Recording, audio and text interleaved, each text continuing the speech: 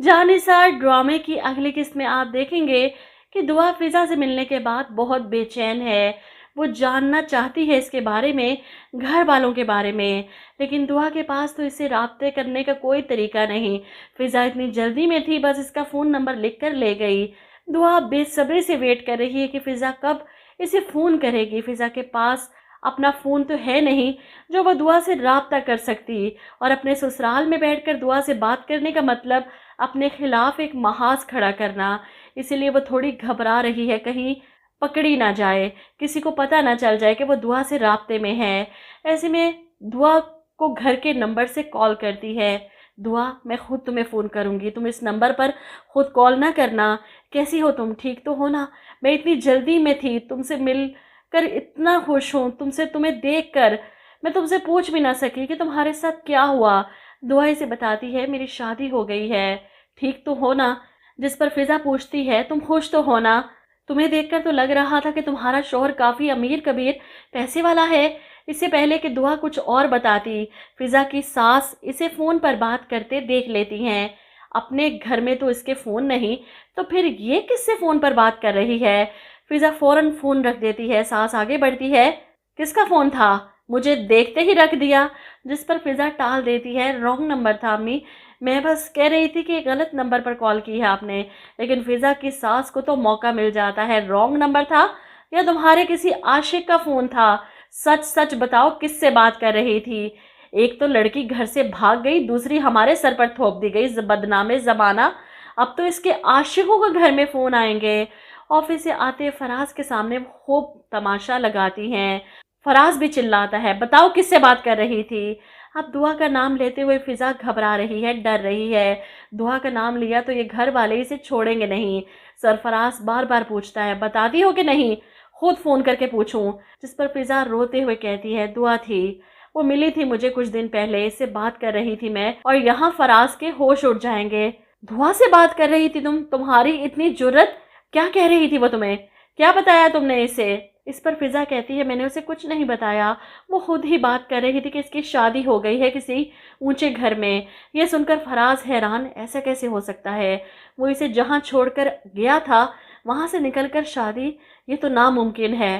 جھوٹ بول رہی ہو تم فضا، اپنی بہن کے کرتوت چھپانے کے لیے غلط بیانی کر رہی ہو۔ تمہاری بہن کس کے ساتھ بھاگی تھی، یہ بتایا اس نے؟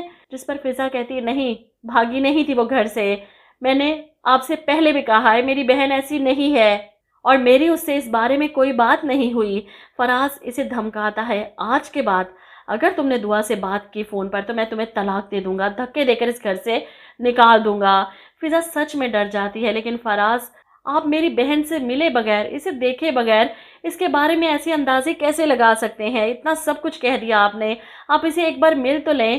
فراز کے تو 14 طبق روشن ہو جاتے ہیں، خبردار، اگر تم نے میرے سامنے دعا کا دوبارہ ذکر کیا، فضا کو گھر سے نکالنا اس مسئلے کا حل ہے، اور واقعی وہ اس بات کو بتنگڑ بنا کر فضا کو گھر سے نکال سکتا ہے تاکہ دعا اور اس کا آمنا سامنا کبھی نہ ہو۔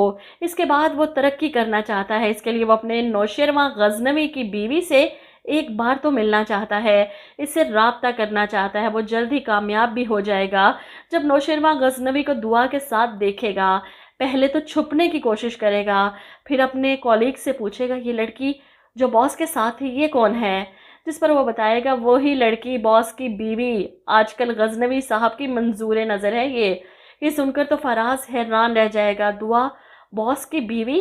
اس کا مطلب وہ اپنے دماغ میں پلان بناتا ہے دعا کو ڈرانے دھمکانے کا، اسے بلیک میل کرنے کا، اور جس کے بعد وہ بغیر ڈرے دعا کے سامنے آ جاتا ہے۔ اپنے سامنے فراز کو دیکھ کر دعا حیران پریشان، تمہاری اتنی جرت کہ تم میرے سامنے آ کر کھڑے ہوگے، تم جانتے ہو کہ میں تمہارے ساتھ کیا کر سکتی ہوں؟ جس پر فراز کہتا ہے، کچھ بھی نہیں کر سکتی، کیا بگاڑ سکتی ہو اپنی بڑی بہن کے شوہر کا؟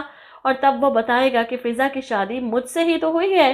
یہ سن کر دعا کے پیروں تلے سے زمین کھسک جائے گی، جھوٹ بول رہے ہو تم، ایسا نہیں ہو سکتا، فضا کی شادی تم جیسے سے؟ جس پر وہ اپنی اور فضا کی شادی کی تصویریں دکھائے گا۔ اب یقین آیا؟ کہو تو تمہاری بہن کو تم سے ملوانے بھی لا سکتا ہوں۔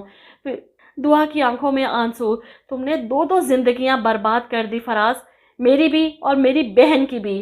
اسے تو پتہ ہی نہیں ہوگا کہ اس کا شوہر کس قدر گھٹیا انسان ہے۔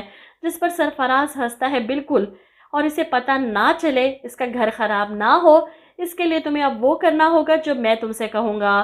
وہ اسے بلیک میل کرنا شروع کر دے گا۔ سب سے پہلے تو نوشیروان سے کہہ کر اپنی جاب اونچی کروائے گا، آفس اونچا، پوسٹ، لاکھوں میں تنخواہ، اور نوشیروان یہ سمجھے گا کہ دعا اپنے بہنوئی کے لیے یہ سب کر رہی ہے تاکہ اس کی بہن خوش اور مطمئن رہے۔